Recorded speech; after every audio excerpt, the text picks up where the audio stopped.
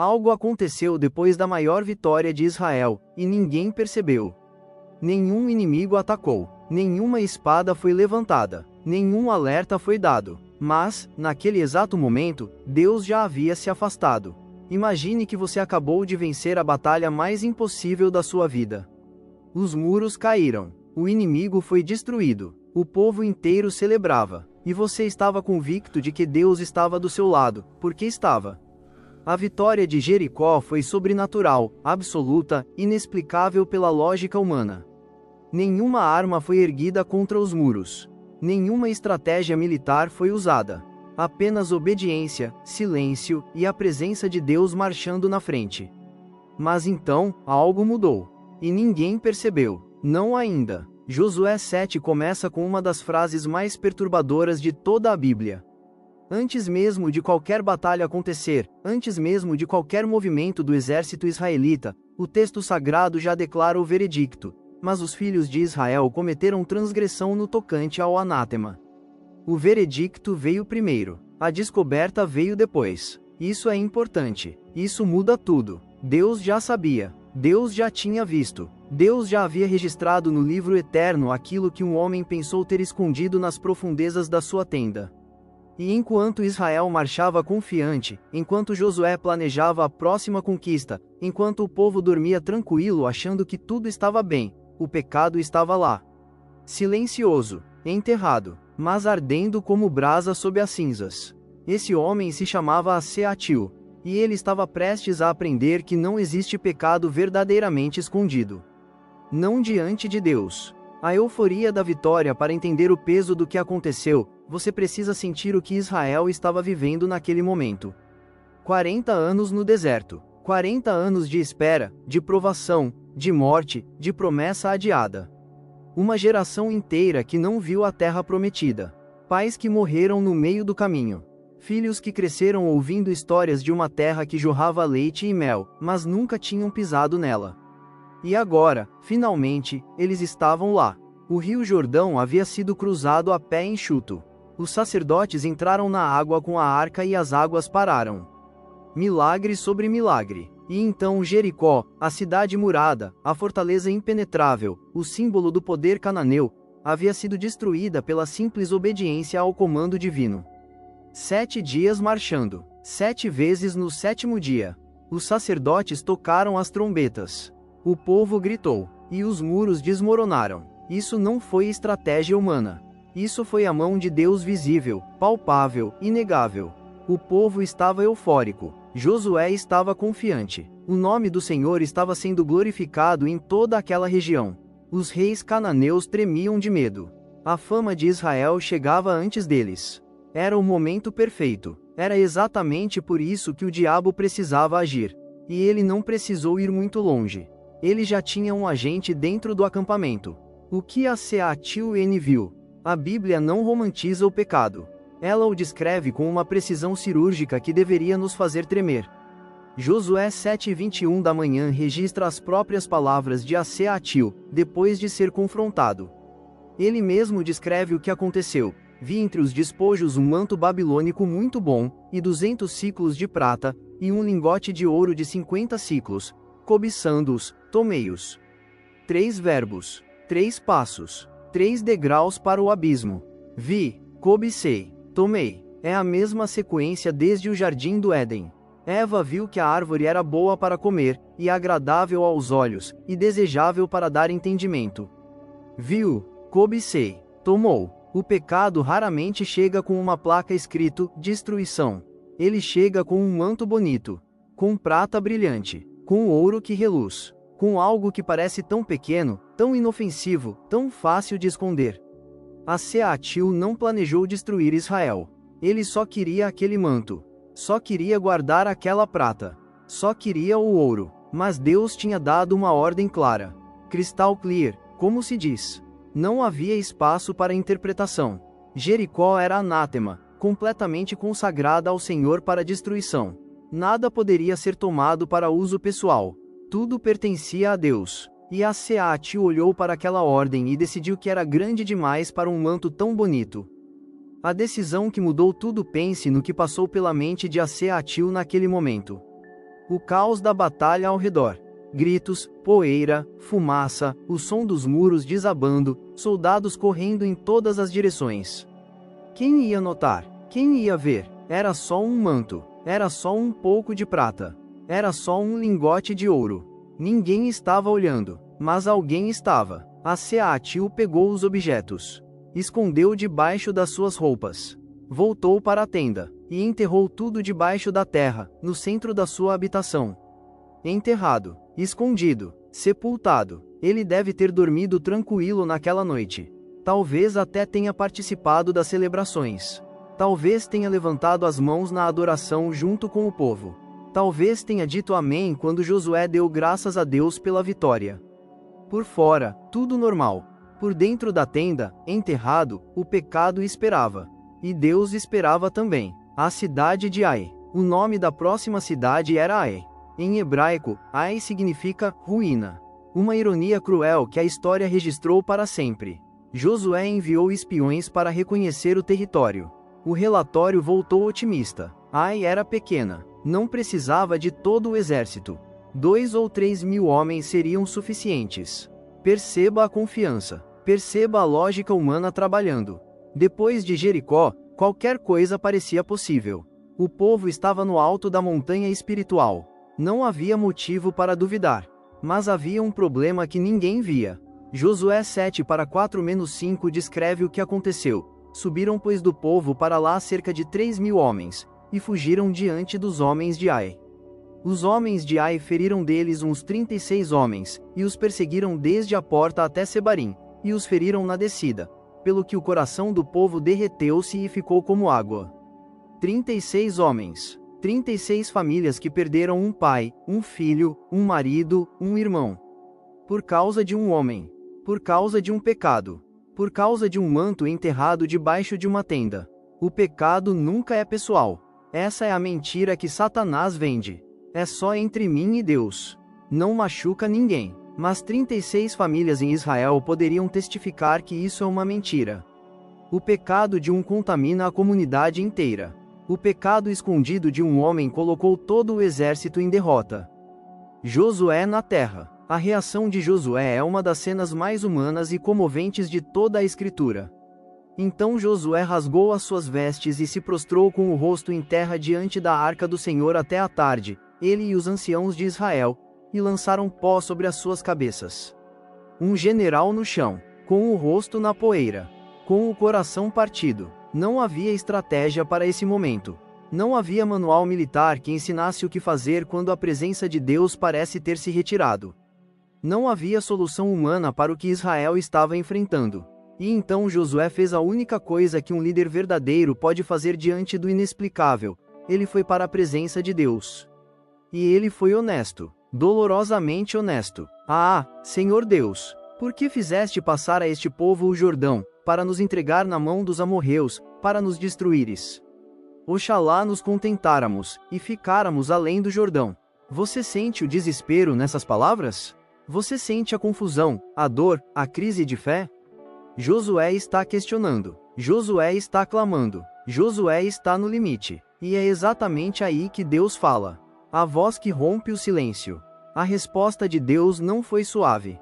Não foi um sussurro gentil de conforto. Foi uma declaração direta, quase urgente.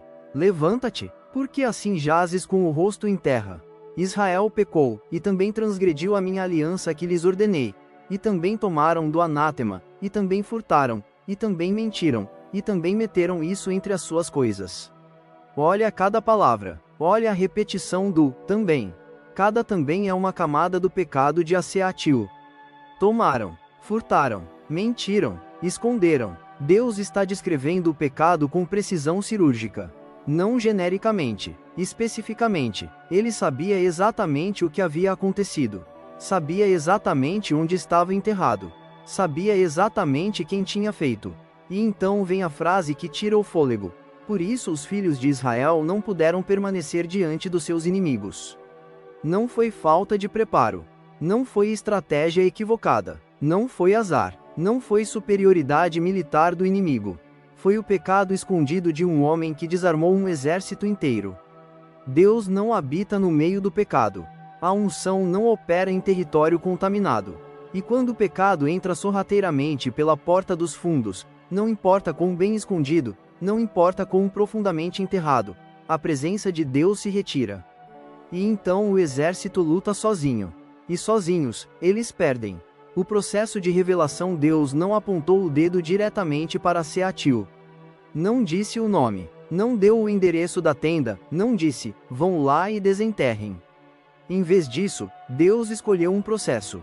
De manhã, pois, vos chegarei segundo as vossas tribos, e será que a tribo que o Senhor tomar chegará segundo as suas famílias, e a família que o Senhor tomar chegará segundo as suas casas, e a casa que o Senhor tomar chegará por cabeças. Tribo por tribo, família por família, casa por casa, pessoa por pessoa. Imagine a cena. Milhares de israelitas reunidos. Um silêncio pesado sobre o acampamento. A tensão que se acumula a cada rodada de sorte. Cada tribo passando. Cada família sendo chamada. Cada indivíduo sendo aproximado. E a Seatil? Onde estava a Seatil nesse processo? Ele estava lá. Ele estava vendo tudo. Ele sabia. Cada vez que uma tribo era descartada e a seta do dedo de Deus se movia em direção à tribo de Judá, a dele, o coração dele deve ter acelerado. Quando a tribo de Judá foi apontada, ele sabia. Quando o clã de Zerá foi chamado, ele sabia. Quando a família de Zabdim foi selecionada, ele sabia. E então, finalmente, o dedo de Deus parou nele. E a Seatil, filho de Carmi, filho de Zabdim, filho de Zerá, da tribo de Judá, foi tomado. Acabou. A confissão. Josué se aproximou de Seatil.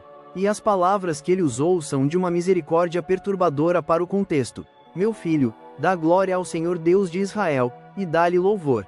E conta-me agora o que fizeste, não mo encobras. Meu filho, Josué chamou esse homem de filho. Esse homem que havia custado a vida de 36 israelitas. Esse homem que havia comprometido o destino de toda uma nação. Josué não chegou com raiva, não chegou com escárnio, não chegou com, eu sabia que tinha um traidor aqui. Ele chegou com gentileza, e pediu uma coisa simples, a verdade. E aí, finalmente, a Seatil falou, deveras pequei contra o Senhor Deus de Israel, e é assim que fiz. 5 palavras de confissão, 5 palavras que chegaram tarde demais para salvar 36 vidas. 5 palavras que chegaram tarde demais para salvar a dele próprio. Mas palavras que o texto registrou para sempre. Para que você e eu lêssemos. Para que você e eu entendêssemos. Ele descreveu cada detalhe. O manto, a prata, o ouro, o lugar onde estavam enterrados. E os mensageiros foram até a tenda. E era exatamente como ele descreveu. Exatamente. Porque quando alguém confessa diante de Deus com sinceridade, não precisa inventar, não precisa elaborar. A verdade é simples, direta e dolorosa. O peso do que foi revelado pare por um segundo. Porque o que acabou de acontecer não é apenas uma história de julgamento divino. É uma mensagem que grita através dos séculos diretamente para você. A Seatil não era um homem monstruoso. Não era um assassino, não era um idólatra confesso, não era um rebelde declarado. Ele era um soldado, um membro comum do povo de Deus.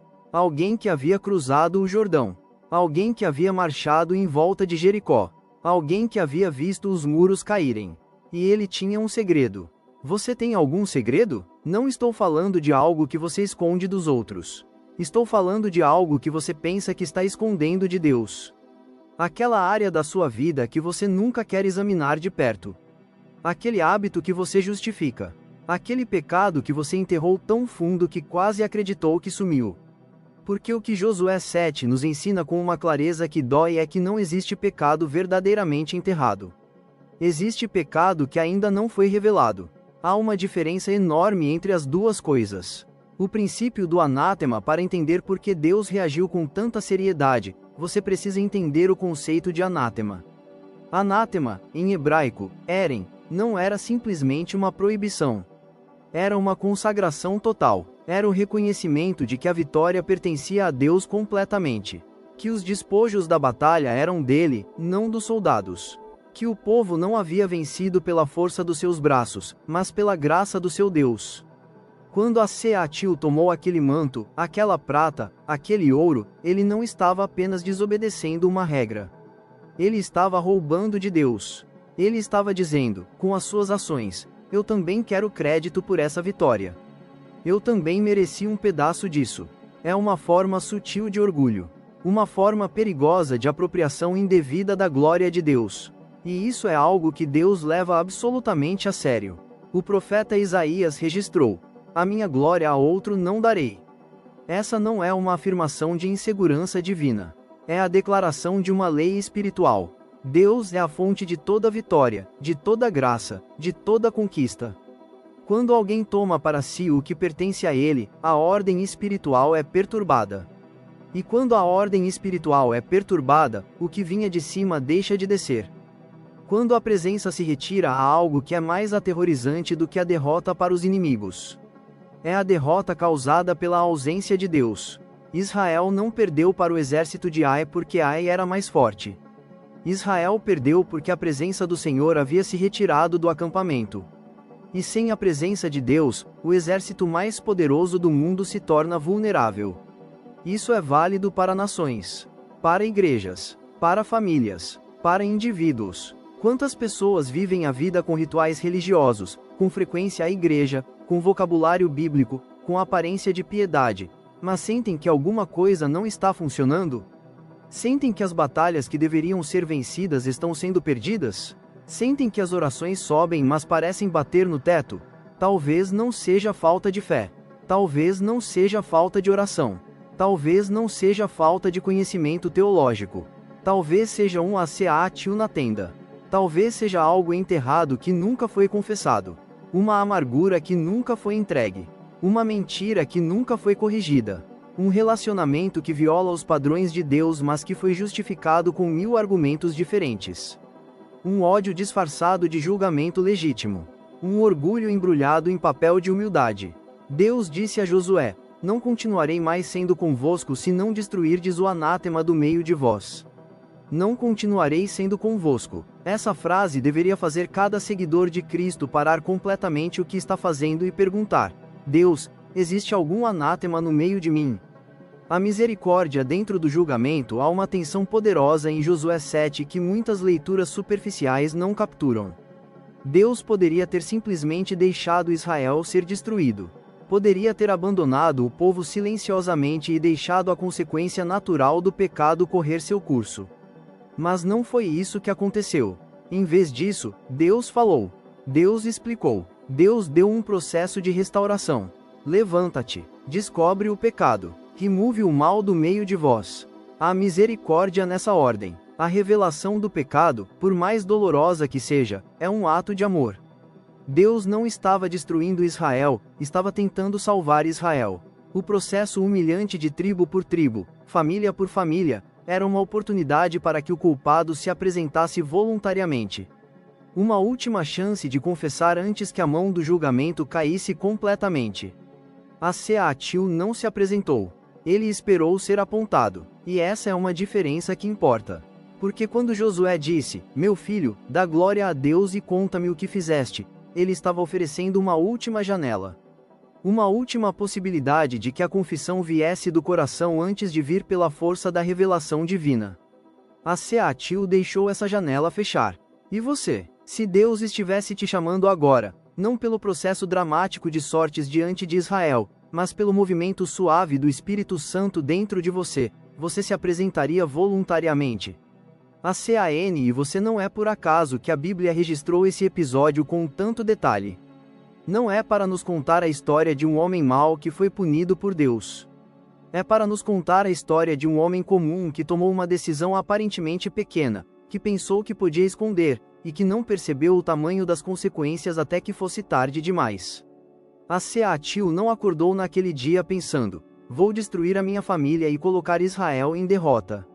Ele acordou pensando: esse manto é muito bonito. O pecado começa sempre pequeno. Sempre com algo que parece não ter peso. Uma mentirinha. Um olhar que não deveria acontecer. Uma conversa que começa inocente mas vai longe demais. Uma decisão financeira que parece não machucar ninguém. Uma omissão conveniente da verdade. Mas o pecado tem uma natureza específica, ele cresce no escuro. Quando é confessado, quando é exposto à luz, quando é trazido diante de Deus com honestidade e arrependimento, ele perde o poder. Mas quando é enterrado, quando é ocultado, quando é justificado e racionalizado, ele desce raízes. E essas raízes começam a afetar tudo ao redor. O apóstolo Paulo escreveu aos Efésios: "E não participeis das obras infrutíferas das trevas, antes, porém, reprovai-as. Porque é vergonhoso até falar das coisas que eles fazem em oculto. Mas tudo isso que é reprovado é manifestado pela luz, porque a luz é que manifesta tudo. A luz manifesta tudo." O Vale de Acor. O desfecho de Josué 7 é sombrio. Não vou romantizá-lo, porque a Bíblia não o romantiza. A Seatil foi levado. Sua família, seu gado, sua tenda, tudo que tinha, foram ao vale, e Israel os apedrejou, e queimaram com fogo. E aquele lugar foi chamado de Vale de Acor, o Vale da Perturbação. É um final que incomoda. Que levanta perguntas sobre justiça, sobre misericórdia, sobre os padrões de um Deus que amamos e tememos ao mesmo tempo. Mas há algo que o texto nos diz depois disso que é absolutamente necessário não deixar passar. Então o Senhor se virou da sua ardente ira. O Senhor se virou da sua ardente ira. O julgamento não era o objetivo. O julgamento foi a consequência. O objetivo era sempre a restauração da presença de Deus no meio do seu povo. O objetivo era sempre a retomada da missão. O objetivo era sempre que Israel voltasse a caminhar em vitória, em propósito, em alinhamento com o Deus que os havia chamado. E imediatamente após o Vale de Acor, Deus deu a ordem: "Não temas, nem te espantes. Toma contigo toda a gente de guerra, e levanta-te, sobe a Ai. Eis que entreguei na tua mão o rei de Ai, e o seu povo, e a sua cidade, e a sua terra." Ai foi conquistada. A missão continuou. Israel voltou a avançar, mas o vale ficou. O Vale de Acor ficou como memorial, como lembrete, como a inscrição permanente de uma lição que gerações deveriam carregar: o pecado escondido tem preço. Mas o arrependimento abre caminho para a restauração. O que Deus está procurando através de toda essa história? Uma verdade emerge com clareza absoluta: Deus não está procurando o pecado para destruir pessoas. Deus está procurando o pecado para libertá-las. Há uma diferença fundamental entre o olhar de um juiz e o olhar de um pai. O juiz procura a infração para aplicar a sentença. O pai procura a ferida para aplicar a cura. Deus é os dois, mas não na mesma proporção que tendemos a imaginar. A Escritura inteira aponta para um Deus que se aproxima dos que estão caídos, que busca os que estão escondidos, que chama pelo nome os que fugiram. No jardim do Éden, depois da queda, foi Deus quem foi atrás de Adão e Eva com a pergunta: "Onde estás?" Não para puni-los imediatamente, mas para convidá-los a sair do esconderijo. O pecado sempre nos empurra para o esconderijo. A graça sempre nos convida para fora. E o Deus de Josué 7 é o mesmo Deus que, séculos mais tarde, enviaria o seu Filho para morrer pelo Seatil dentro de cada um de nós. Para pagar o preço do manto que não devíamos ter pego. Para cobrir a vergonha do que está enterrado. Para transformar o Vale de Acor no que o profeta Ogeias prometeu: "E darei os seus vinhedos dali, e o Vale de Acor como porta de esperança." O Vale da Perturbação pode se tornar a porta da esperança. Mas isso só acontece quando o pecado escondido é trazido à luz. Uma pergunta direta: chegamos ao fim dessa história. E eu preciso te fazer uma pergunta que não é confortável, mas que é necessária. Tem algo enterrado na sua tenda? Não estou falando de perfeição. Estou falando de honestidade diante de Deus. A Seatil não precisava ser perfeito, ele precisava ser honesto.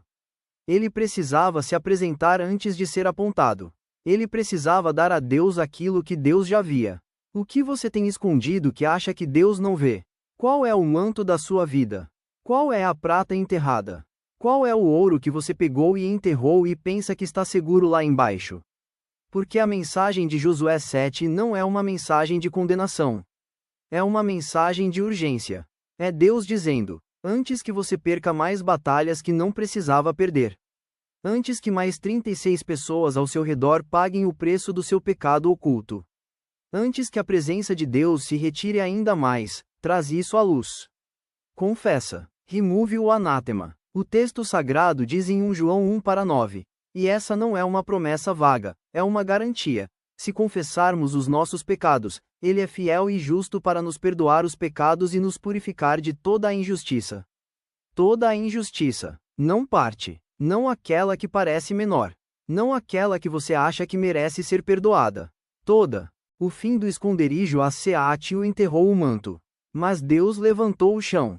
Não existe esconderijo suficientemente profundo para ocultar o que Deus decidiu revelar.